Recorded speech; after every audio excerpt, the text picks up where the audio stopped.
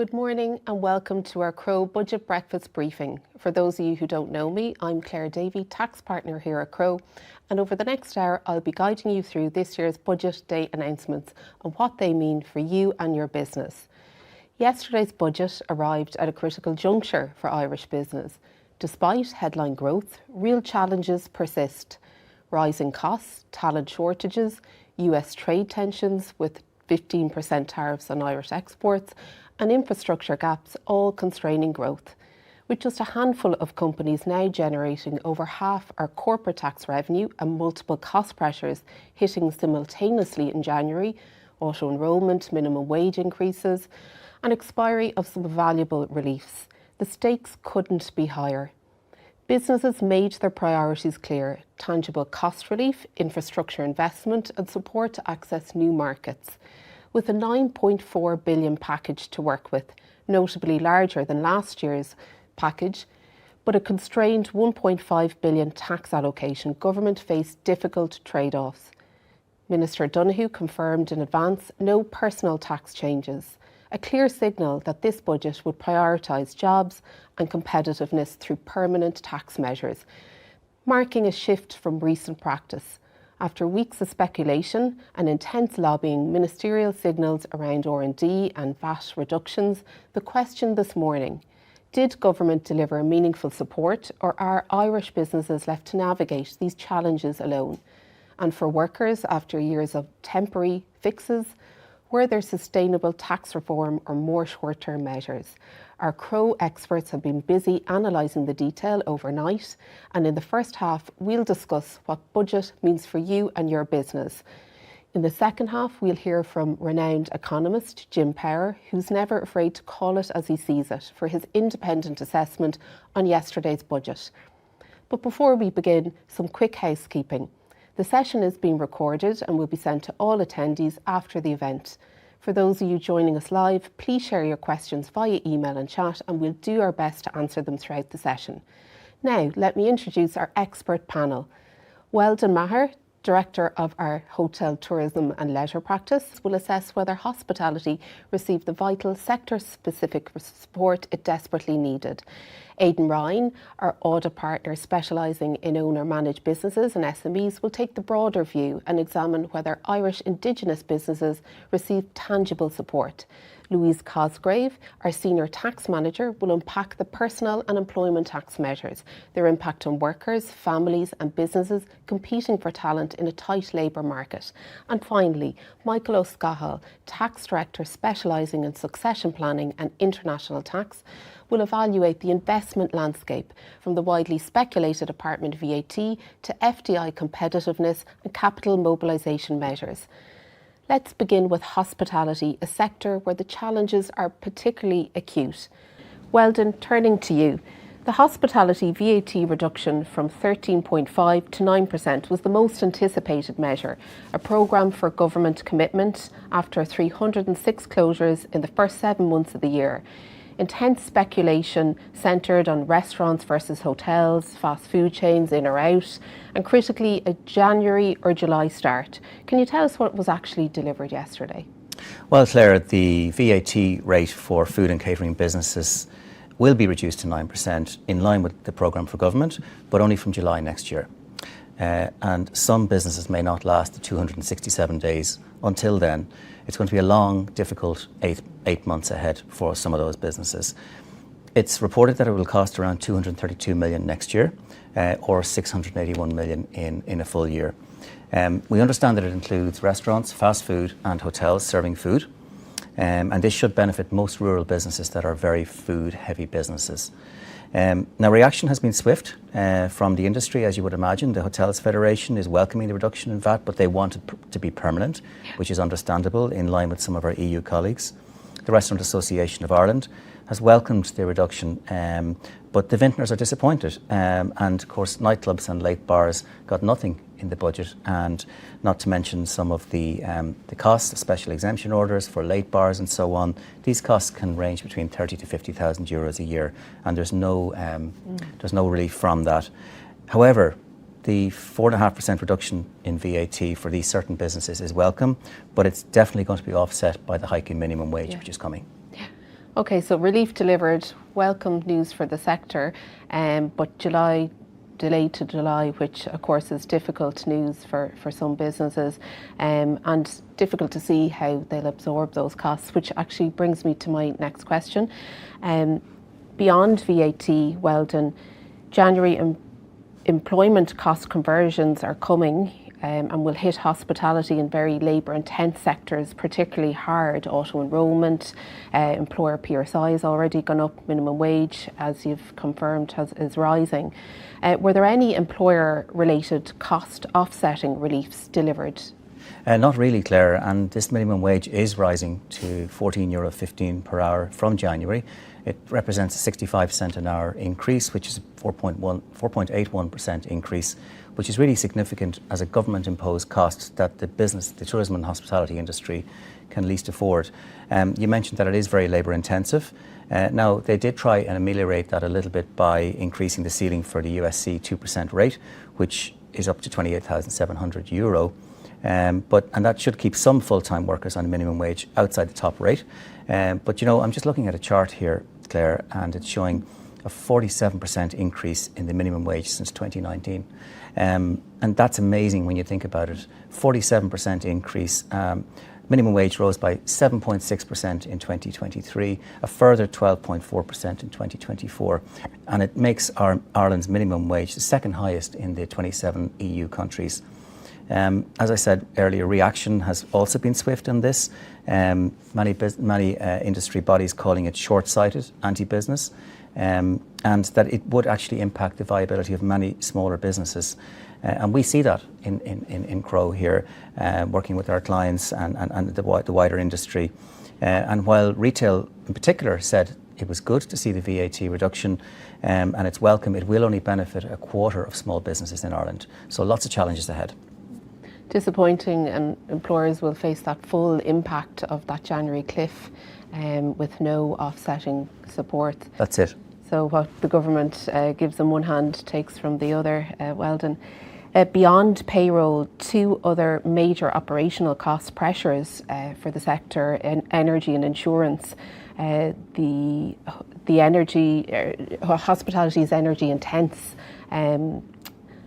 Was there anything that emerged on both fronts? So the energy and gas reduced rate of 9% that expires 31 October, and the insurance costs have been reportedly increasing, by a staggering 85% since 2021. Anything there? Anything emerged? Yeah, Weldon? That's right, Claire. Insurance is still prohibitively high, and nothing in the budget. Now, the government will argue that that they've done a lot of work in terms of reforming insurance and costs and so on, but we are still really, really high in terms of our European peers. Now, in slightly better news, the VAT at 9% has been extended on energy costs right out to 2030 for electricity and gas, and that's welcome. Yeah. But it's important to remember that before tax, Ireland has the most expensive electricity in the EU. The 9% VAT on gas and electricity bills, as I said, has already been baked in. And after Germany, we are the second most expensive country for electricity after tax. And we would have liked to have seen here in Crowe some form of energy retrofitting scheme to encourage businesses to upgrade their businesses. But look, I suppose you'll take the win. Yeah. So great to see the extension and especially coming into the winter months, but disappointing on other fronts, insurance being one. Briefly, Weldon, on regional supports beyond any national measures, was there anything positive for tourism areas or that are, I suppose, anything encouraging there? Yeah, so we did note that under the Tourism Services Programme, there's 230 million or 233 million being provided under this programme, which is great, because anything you do in this sector will have a disproportionately positive impact, especially for an industry such as hospitality and tourism, where over 260,000 people are employed, and it has such regional spread, even more than agriculture. So important to note that additional resources for Tourism Ireland, to market new direct flights to Ireland and to reopen some previously closed offices. And we also noted that Fáilte Ireland will get a more expanded remit for tourism and food, since it's been moved to the Department of Enterprise, Tourism and Employment. Now, we're not yet clear on the split Claire, on how this money will be deployed, but reports now that food is once again under the remit of Crowe Ireland is actually welcome news, so we're very happy to see that. Okay, yeah, encouraging that the government are recognising the importance of that. That's it. Tourism. So to wrap it up, a bit of breathing room for the hospitality, despite some gaps, Weldon, and only time will tell whether that's sufficient. That's it. Aidan, turning to Irish Indigenous businesses on innovation, Minister Burke had called R&D the hallmark of this budget.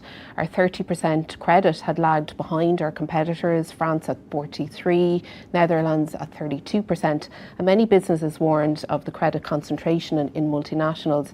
On both traditional, digital and green innovation supports, what package was actually delivered yesterday? Well, I suppose we can take the R&D credit firstly. So there's been a lot of change in how the credit operates in terms of the rate and the payments over the last number of years. So what was announced yesterday was an increase in the rate from 30 to 35%. So that's certainly more commensurate with other countries in the EU, which is good to see. That first instalment payment has gone up from 75,000 to 87,500. So again, another positive aspect. But I think the key here, Claire, is around the accessibility of the credit. So, I mean, the reality is that many businesses still find it difficult to access the credit. There's strict limitations in terms of what expenditure can be claimed. There's high compliance requirements in terms of record keeping, okay? To point to an example, having to maintain very detailed timesheet records for employees being a key administrative burden. And the reality is many small businesses don't have the resources or the infrastructure in place to maintain this high level of information on an ongoing basis. So that's a real challenge. The other thing I suppose I'd point to is the timing and the mechanism by which the credit's claimed. So you must claim the credit within 12 months of your financial year end, but for first time claimers there's also a 90-day pre-notification mechanism you must follow. So to put that into context, for a first-time claimer, say a December year end, if I haven't pre-notified revenue by 30 September, while I might be still within the 12 months, I actually lose the ability to claim the credit. So that's very harsh, I think, What was announced yesterday is the introduction of an R&D compass guidance framework that is really going to tailor the future roadmap for the development of the credit going forward. And I suppose what we'd like to see from that is a real streamlining and simplification for businesses on how they can claim and access the credit. Okay. From an innovation perspective then, which is obviously separate to R&D, I would actually see this as a much more important issue for businesses generally. SMEs are trying to keep pace with technology and trying to become more efficient, trying to enhance their value offering. So supporting that, for me, would be a much more important issue for businesses to deal with. Okay. So in terms of what was announced yesterday in that regard, Minister Chambers introduced a €250 million increased cost of business package. So that's expected to be accessed through a tiered grant system that would be linked to commercial rates. So I suppose it's €250 million. There's 130,000 SMEs in the country. So when you do the maths, it works out at around €2,000 per business. Now, look, it's something, but it's not going to make a tangible impact, I don't think. Yeah. Okay, so the rate change on the R&D, that will strengthen our competitive positioning. Great to see. But we'll just have to wait and see, really, I think, is the message in terms of the compass guidance, whether that really reforms the SME and gives more accessibility. Absolutely. Addressing those problems. Aidan, there's been a lot of talk in the run-up to budget and probably in recent years with regard to the compliance burden being placed on SMEs. Business groups have been calling for a matching of the EU 25% red tape reduction. The pro-enterprise framing in the run-up to this budget promised simplification. So what materialised yesterday? Well, I suppose the red tape challenge and the SME tests are in the programme for government. So it's just to give a bit of background to viewers about what they are. So the red tape challenge is an initiative that asks government departments to really take a holistic view at how they operate and how they interact with businesses and the public on an ongoing basis. Okay, so that's the red tape challenge. The SME test then asks government departments to look at any new policies or legislation they want to introduce and really scrutinise it against how it's going to impact the SME sector. And the goal there is to make sure that the SME sector is not disproportionately impacted by any new measures that are brought in by any department. So both of those things are good, absolutely. Yeah. I suppose the term of this government is, we're less than a year into the term of this government. So those types of things take time to bear fruition and actually realise an impact out on the ground. So look, it remains to be seen whether any of that's really going to impact businesses. One announcement though in regard to, I suppose, compliance in general was in relation to the area of VAT modernisation. Okay, yeah. Everyone will remember POE modernisation back in 2019. So the big impact there was, you know, real-time reporting of information to revenue on a period-by-period basis, an employee-by-employee basis. The same concept is going to come in for VAT now. Okay. Yeah. So in all likelihood, that's going to operate on a transaction-by-transaction basis from a business-to-business point of view. So every sale a business makes to another business, that's reported to revenue in real time. So big change. Oh, absolutely. And you know, I come back to my point again about innovation and, you know, supporting businesses to upskill or upgrade their systems and enhance how they operate internally. That's going to be a fundamentally massive change that businesses are going to have to absorb. Okay? I mean, from a payroll point of view, it's regular, it's predictable, it's period to period. VAT is transaction to transaction, different jurisdictions, locations. It's very complex, you know. But look, it might simplify the process, but there might be a road to go down before we get there. Yeah, yeah. You know? And even with real-time reporting, when that was first introduced, you know, it was a huge challenge for employers. But when things bedded down and as time went on and they got to grips with it, you know, I think it really simplified reporting. So hopefully it will, you know, do the same. Yeah, I'd be hopeful too. Yeah.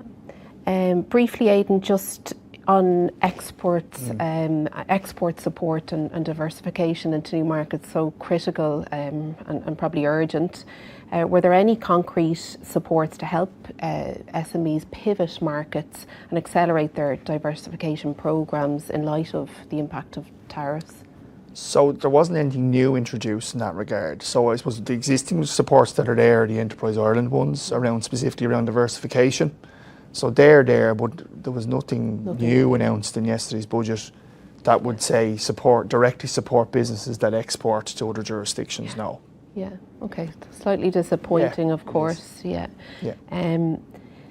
So I suppose, Aidan, just to sum it up, I think Irish business will broadly welcome some of the measures announced yesterday. Progress on many fronts on the R&D and innovation, but still gaps remain.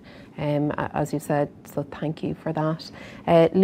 Louise, just moving to you on the employer-employee side of the house. Minister Donoghue had confirmed in advance no personal tax measures or changes in the bans and credits. They remain frozen, marking a real significant shift from recent budgets. Given no broad-based measures and the business supports featuring more prominently in the budget, were there any targeted reliefs delivered in this 1.5 billion package? Yeah, unfortunately, as you said, Claire, there was no broad measures really introduced that we would have seen in previous years. So the Minister did announce some minimal targeted workers' reliefs, but like the standard rate band and the POIE personal tax credits didn't increase. So, you know, for middle income earners and high income earners, if they get a wage increase, they're going to be paying more tax. For the low income earners, as Weldon said, the minimum wage has increased by that 65 cent an hour, so it's up to €14.15 per hour. So to combat that then, to make sure that they're not obviously hit by that higher USC rate, that 2% USC band has been increased up to the 28,700 per year. So obviously that'll impact all workers. They'll get a little bit of their income will be subject to the lower USC rate, but it's really only very minor. In terms of specific targeted reliefs for working families, it's probably only maybe just families that might have children in third level education.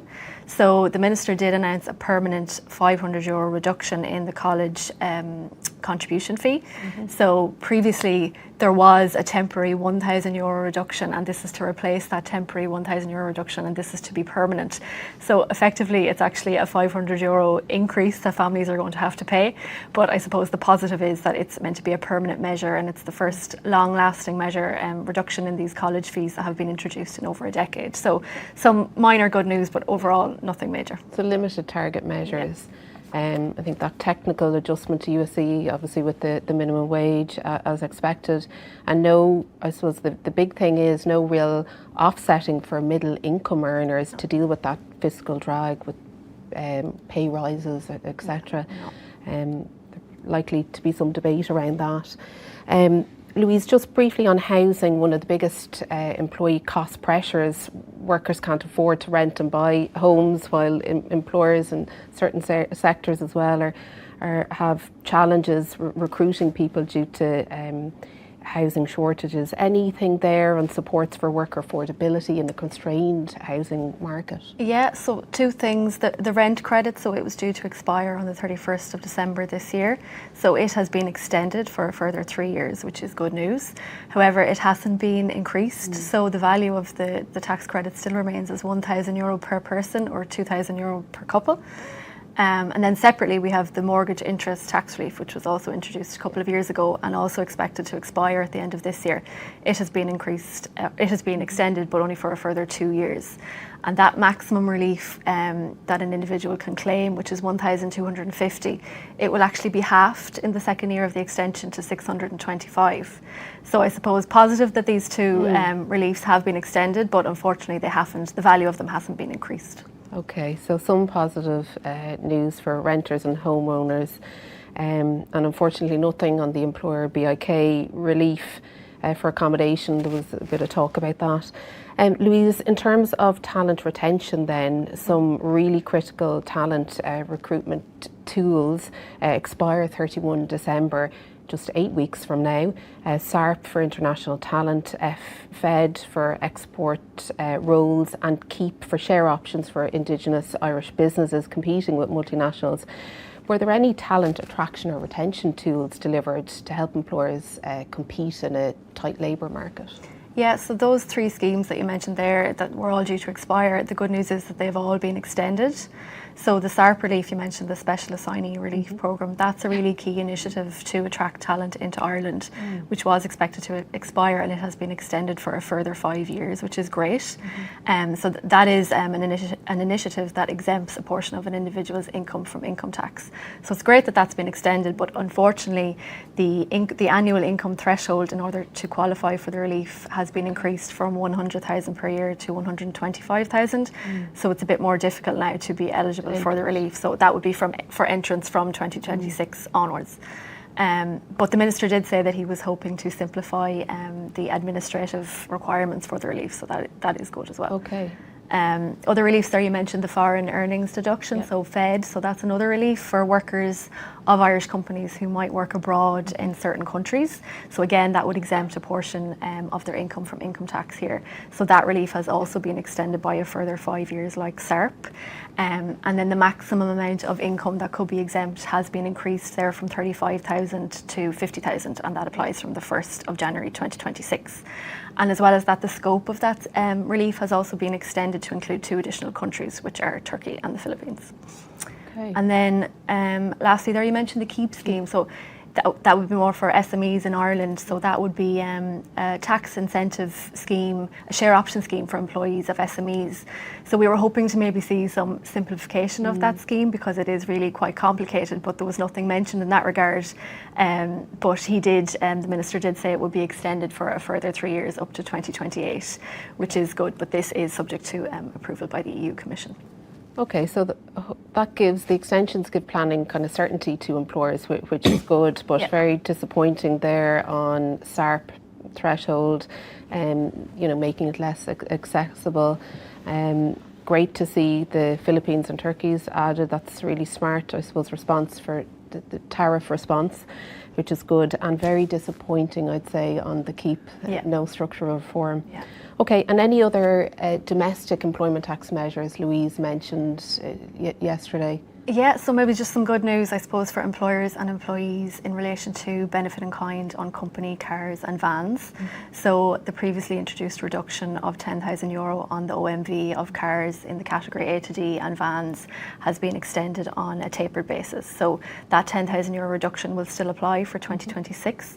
It will come down to €5,000 in 2027 and then €2,500 in 2028, and then it will be abolished then in 2029. So it's good, I suppose, that it has been extended.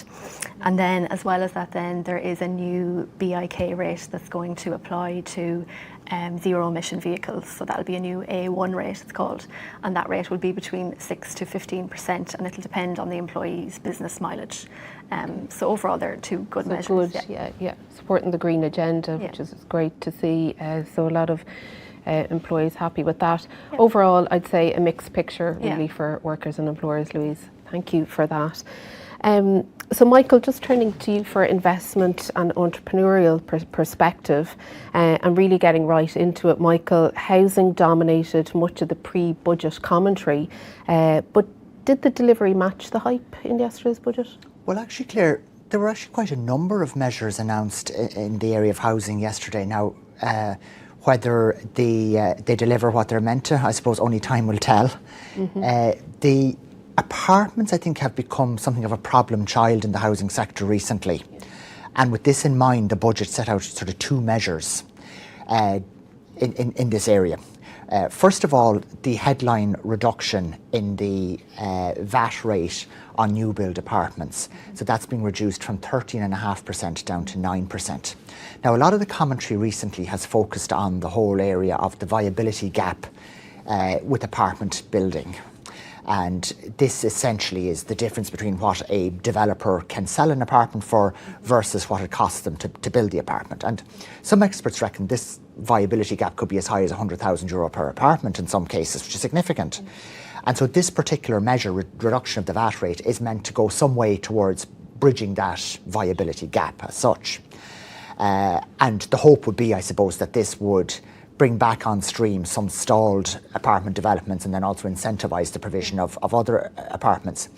The second measure that they've introduced in that area of apartments is an accelerated corporation tax deduction for certain construction costs on new apartments, or indeed on the conversion of existing non-residential premises into apartments. Leaving aside then the apartments themselves, another area that the government would see as key to resolving the housing crisis is in the whole area of cost rental. And with this in mind, the budget contains a provision, essentially a corporation tax exemption on rental profits derived from these properties in the cost rental space. And then finally, they've introduced a number of other measures whereby a couple of existing schemes have been extended and in some cases enhanced, such as, for example, the Stamp Duty Residential Refund Scheme and indeed the Living City Initiative, which has been expanded to the main provincial towns in addition to the main cities where it currently applies. Yeah. So a lot of changes there, Michael, on the property side, and I think we'll just have to wait and see whether the delivery delivers the desired result. Yeah. Looking at FDI competitiveness, which real challenges there. We have, Pillar 2, we have Trump tariffs disrupting supply chains, and Singapore offers 5% IP income, whereas the Netherlands is 9%. Our corporate tax revenue is concentrated in just a handful of multinationals. Any FDI kind of competitive package just to protect our critical revenue stream, Michael? Yeah, there have been just a couple of changes here, Claire, and I suppose you'd highlight two of them. One is in the whole area of the participation exemption, which was introduced in last year's budget with a view to simplifying the taxation of foreign dividends. And this is being extended to cover jurisdictions that have non-refundable withholding taxes. But also the Minister has pledged to introduce a couple of technical amendments designed to simplify the operation of this particular participation exemption. And I think businesses that are headquartered in Ireland, but with sort of subsidiaries and so on overseas, will particularly welcome this particular measure. The other area that's in need of simplification, I suppose, is the whole area of interest deductibility. And there was actually a formal review carried out on this over the past year, and that has reported to the Minister. And on foot of this, he has now published a roadmap with a view to this time next year having legislation in place to give effect to some of those changes. So that'll be interesting to watch that develop over the next year or so. Just moving away from those two changes, the R&D changes, which Aidan has discussed in detail, will obviously be welcomed. But businesses should also be aware that in the innovation space, there are a number of other established reliefs in the Irish tax code, such as, for example, the Knowledge Development Box, allowances on scientific research, and allowances on the development of certain intangible assets, and no changes to report on those reliefs yesterday. Okay, so steady as it goes, Michael, I would say. Yeah, I would agree, yeah. Okay, so really just looking at the broader Indigenous side of it, domestic, was there any positive measures in there from a domestic perspective, Michael? Well, actually, Claire, there were, and in a somewhat surprising move, revised entrepreneur relief, the cap on that relief has been increased from €1 million to €1.5 million. And the broadly speaking, revised entrepreneur relief provides a reduced CGT rate of 10% on the disposal of certain businesses. And that's particularly helpful in the context of our headline CGT rate of 33%, which is one of the highest in the EU. So again, a welcome and maybe somewhat unexpected change there. Yeah. The other interesting change yesterday is the introduction of the abolition essentially of stamp duty on transactions in the shares of Irish start-up businesses and SMEs that are trading on regulated markets where they have a market capitalisation of €1 billion or less. And this change is actually very much in keeping with the stated policy goal of the government to expand Irish Indigenous businesses and to expand as well the Irish exporting activities. So that we're not as reliant on foreign multinationals, something that's particularly pertinent, I think, in light of recent changes with tariffs and so on in the United States. So again, some interesting changes there for the Indigenous businesses. Interesting. And on the matter, actually, of raising finance and encouraging investment, we've 160 billion sitting in deposit, Michael, earning nothing, and a massive opportunity cost.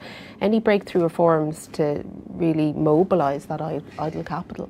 Yeah, well, in addition to that change on the stamp duty, Claire, we have also had one very interesting change, which is in the whole area of what we might loosely call funds and life assurance investments.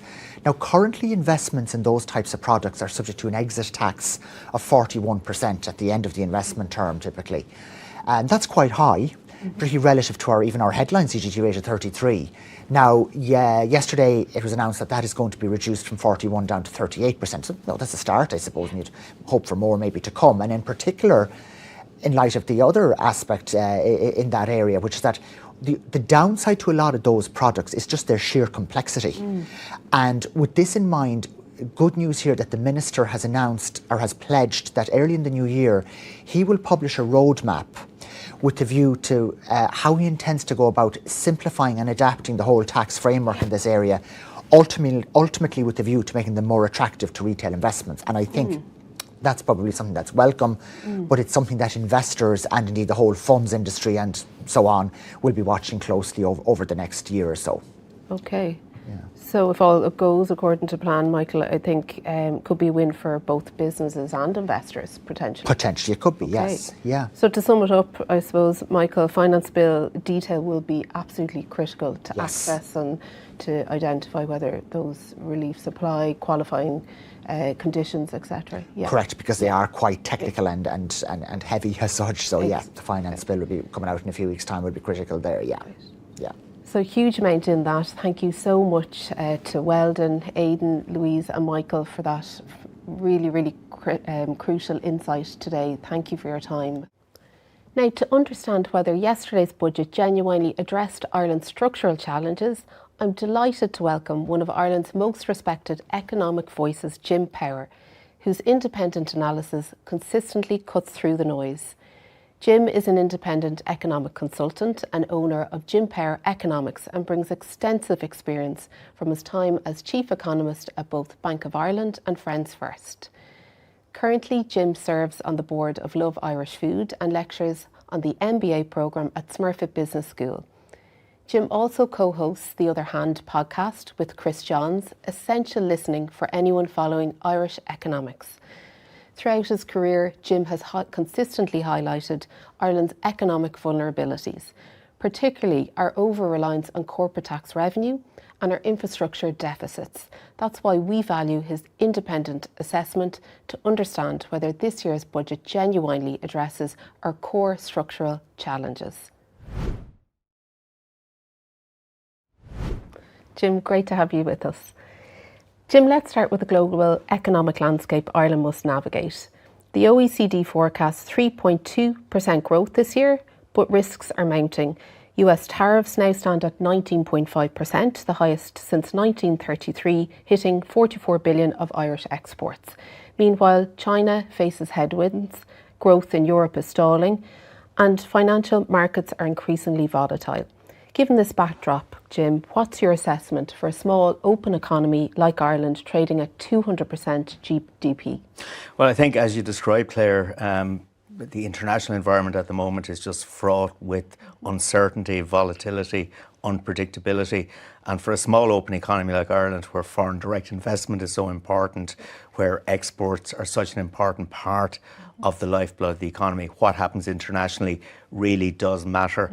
And obviously, the big story over the last 10 months really has been the trade policy that's been pursued by President Trump. We've had so much jumping around about what the real tariff situation is and where pharmaceuticals included or not. It appears at this juncture that the 15% tariff will apply to Irish pharmaceutical exports to the States. Let's hope that remains the case. But what we have really at the moment is an incredibly uncertain global economic and geopolitical environment. Tariffs do not work. They damage economic growth, they damage trade, they damage geopolitical relations, as we're seeing. And against that backdrop, the global economy, it's still growing actually at a reasonable pace. And maybe if you'd asked me a year ago, what the world was going to look like 12 months down the road, if we knew what was going to happen, I would have been much more negative about the global economy. It's holding up okay. The States is growing, Europe and the UK are growing modestly, but it's still subpar growth. But I guess the important point is to look forward to 2026. The OECD recently actually revised up its growth forecast for this year on the basis, number one, that there was a lot of front loading of exports ahead of tariffs.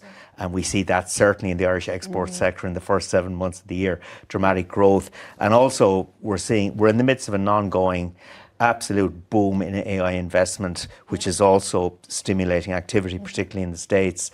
But the OECD view would be that we have not yet seen the negative impact of tariffs, but that we will in 2026. So I think globally, 2026 will be potentially a more difficult year, but the unpredictability is just intense because we really have no idea what President Trump is going to come up with next. So I guess from an Irish economy perspective, that does create challenges. We're actually not yet seeing it reflected really in the economic performance. Okay, consumer confidence is a little bit volatile or a little bit vulnerable. Business investment definitely has slowed down. And I mean, if you think about any business, given all the uncertainties out there at the moment, would you be investing at the moment with any degree of certainty? I think the sensible answer would be no, you wouldn't. So against that sort of backdrop, it's a somewhat challenging environment for Ireland, particularly in 2026. So global headwinds that Ireland must navigate carefully, I think, Jim. Absolutely. And looking at our own fiscal position, Jim, the Central Bank, ESRI and IFAC all united in warning this 9.4 billion package risks overheating the economy. Corporate tax concentration in just a handful of companies, and government already breaching its own spending rules by 12 million. Are we managing our finances prudently or repeating past pro-cyclical mistakes? Yeah, I mean, it's been really interesting coming into this budget because on the surface, everything looks great. The economy is growing at a pretty decent pace. Employment is at record levels.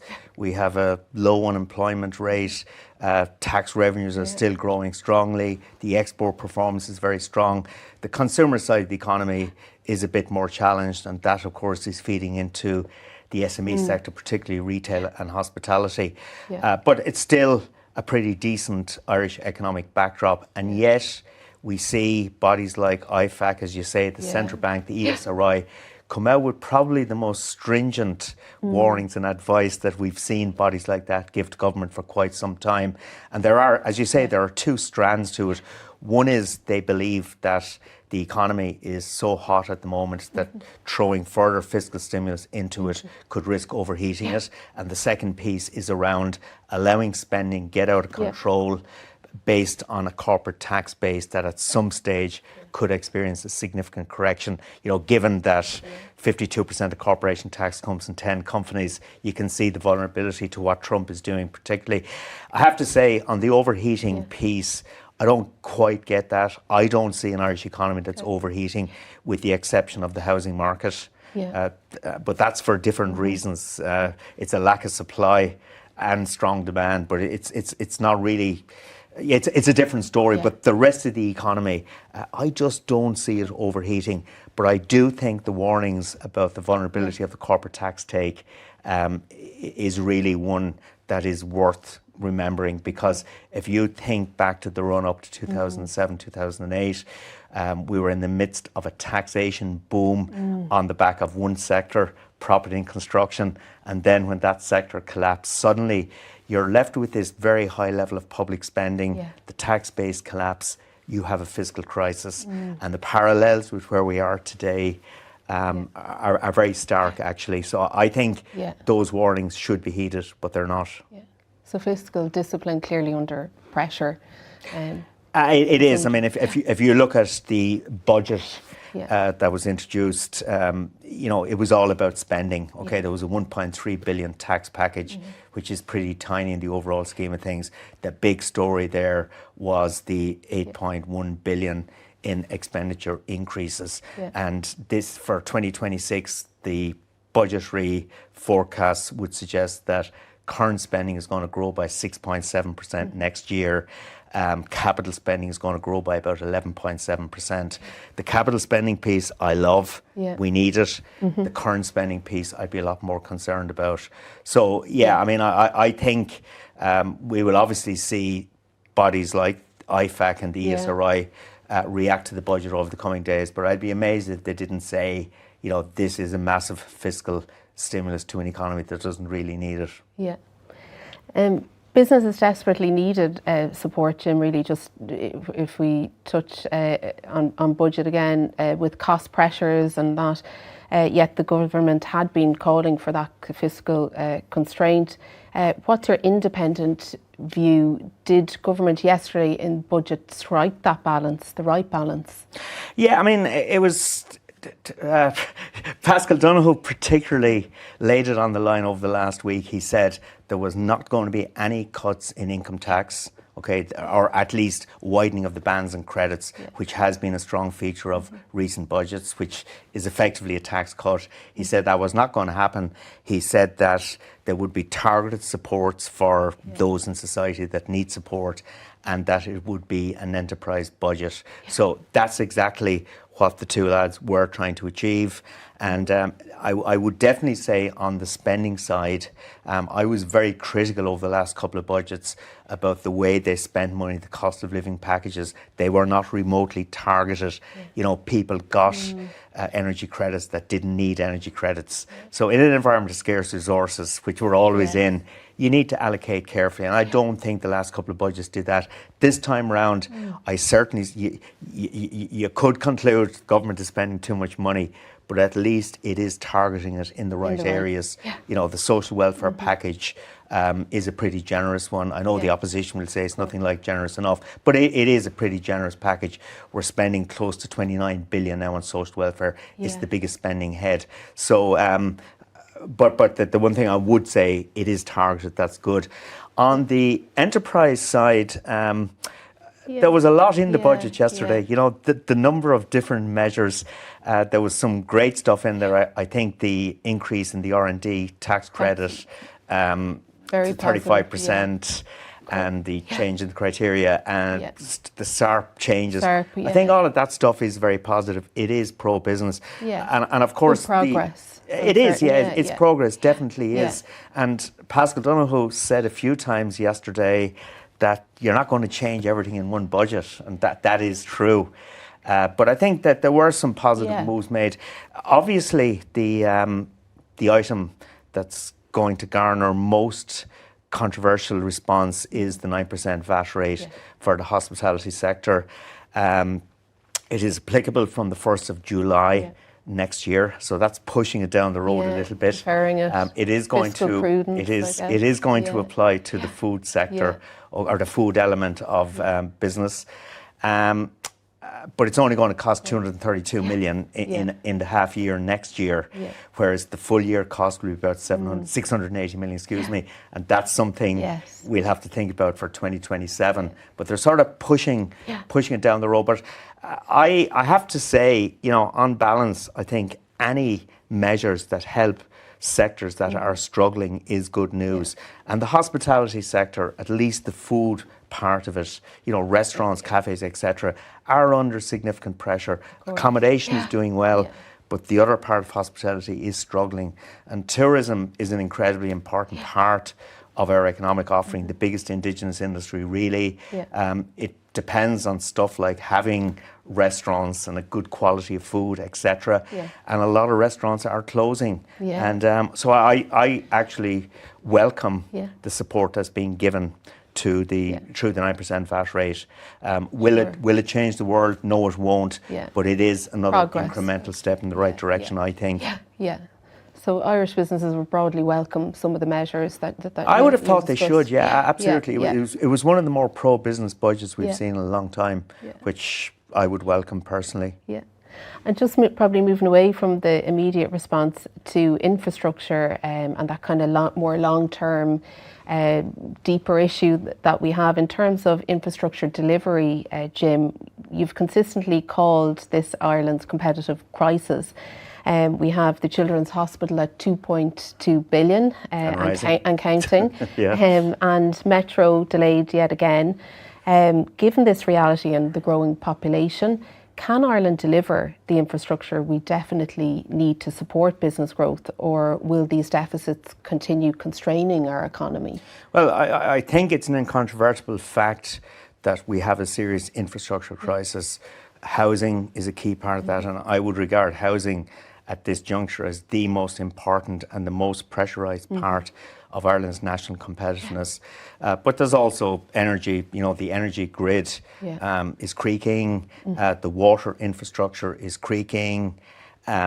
So these are areas, housing, energy, water, these are areas we need to be investing in aggressively in the long term.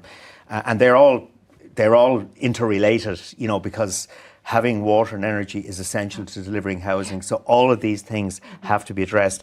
And if you listen to the two speeches from the ministers yesterday, which we did, you'd find very little to disagree with in terms of the commitments they were giving to addressing these infrastructure problems, to removing the barriers to the development of alternative energy, housing, etc. And a lot of increased money has been allocated to capital spending over the coming years. So that's great in theory, but as you said, implementation is absolutely essential. Absolutely. You know, let's hope they deliver. They have to, because in my view, it is addressing these areas will determine in the long term if the Irish economic model is successful or not. If we continue to neglect, we will ultimately suffer. So I like what I saw in the budget yesterday, but let's hope we get delivery. That's the question. That's it, and hopefully address the structural challenges that you described. finally, Jim, just looking ahead and beyond the budget cycle, we face volatile corporate tax revenue, an ageing population, infrastructure deficits and tariffs that we've just spoken about reshaping the global trade. What are the hard choices that Ireland needs to make to secure long-term prosperity? And did yesterday's budget show any appetite for making them? Well, that there are a number of major challenges. I've mentioned the infrastructural challenges, which are very real. We have the demographic challenge, and the CSO recently was trying to project population growth out to 2050. Always a difficult thing to do, because the unknown quantity always in demographic forecasting is migration. Yes. And that's driven by lots of different factors. But they're sort of saying that the population of Ireland by 2050 could be anywhere between 6 and 7.7 million, compared to about 5.4 at the moment. So massive growth in population and an ageing population as well. So that has huge implications for health spending, for care for older people, for pensions. Okay, so that is one massive challenge. Climate change is another massive challenge, because despite the sort of rhetoric we get out of the United States about climate change being the greatest hoax ever, etc., it is an existential threat to humankind, and Ireland has got to play its part in that regard. So I think that's another area where hard choices are going to have to be made. And to be honest, our ability to deliver renewable energy, be it solar, offshore or onshore wind, is diabolical, and the planning system certainly does not help in that regard. So I would hope that the government actually delivers on what it says about tackling those planning issues, about pushing the delivery of essential infrastructure. So there's lots of hard choices we have to make, and I really hope, particularly in an environment where we're still seeing riches of taxation revenue, we are still running significant surpluses. And while we're doing that, we really do need to make sure that we use that money wisely. And that to me is the long-term challenge. And to me, I really hope those are the choices that will be made, because they certainly will matter to my children, probably not me, in the long term. And grandkids as well. Exactly. Just very briefly, Jim, on business confidence, if we've just time, in terms of yesterday's budget as well, and all that we've spoke about, what's your forecast for business confidence and investment decisions over the next 12 months? Well, I think the budget yesterday will get a broadly positive response from business. So, I think it's good in what is an uncertain environment. But clearly, the biggest factor that will drive business confidence and business activity here is what's happening externally. And the level of unpredictability there is kind of frightening. Okay, I earlier described, or tried to describe, the economic environment as being, modestly positive, with obvious downside risks if things don't work out well. The second one is the whole what Trump does next, the unpredictability. Even in the last week, we got the announcement about a 100% tariff on foreign-made films coming into the United States. For Ireland, where the film industry is really important. So it's stuff like that, and we just don't know what's coming next. But I have to say, the one thing I've really seen over the last couple of years is the resilience of business leaders. Business gets on with it. Okay, it becomes cautious when it has to, but it gets on with it. It generates activity. It creates jobs. And at the end of the day, I think people should never, ever forget, having a functioning economy generates the resources that are used to fund the sort of budget we saw yesterday. And that's why having a long-term perspective on driving the economy, having a strategic view on where we need to go, and going there is really important to ensure future prosperity. So we need to think long term. Long term, Well, look, on that note, thank you so much, Jim, for that candid assessment and invaluable insights. It's really great to have had you here this morning. You're very welcome, Claire. Delighted to do it. Thank you. And so that concludes our comprehensive Budget 2026 analysis.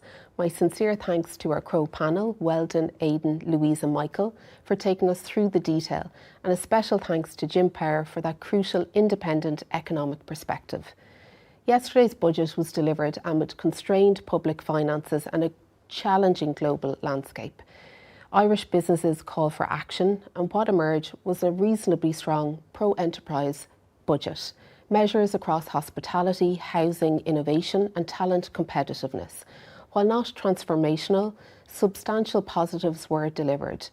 Only just weeks ago, the government committed to 26 priority action plan for competitiveness and productivity, and yesterday was the first real test of that commitment. And for business, the signal was broadly positive. That said, it was some progress delivered on enterprise competitiveness, while expenditure measures were more targeted than in the last two budgets. For workers, the support was limited, which may spark some debate given the commitment in the programme for government to gradually reduce the tax burden on employees. The Finance Bill detail publishes later this month and determines who actually benefits from this budget. For businesses, implementation will be key to really maximise those available reliefs. And as always, we'll be tracking these developments and we'll be here to guide you through that crucial detail. Thank you to you, our audience and our clients for tuning in this morning. We hope you found the session useful and take some practical, actionable insights back to your business. Today's recording and a comprehensive budget brief will be sent to all registered attendees later this afternoon. For ongoing budget updates and detailed sector analysis, please visit our website at crowe.ie. For guidance on any of the topics discussed today, please feel free to contact me or our expert panel here today or your usual Crowe advisor. Thank you for watching and we look forward to helping you navigate the changes ahead.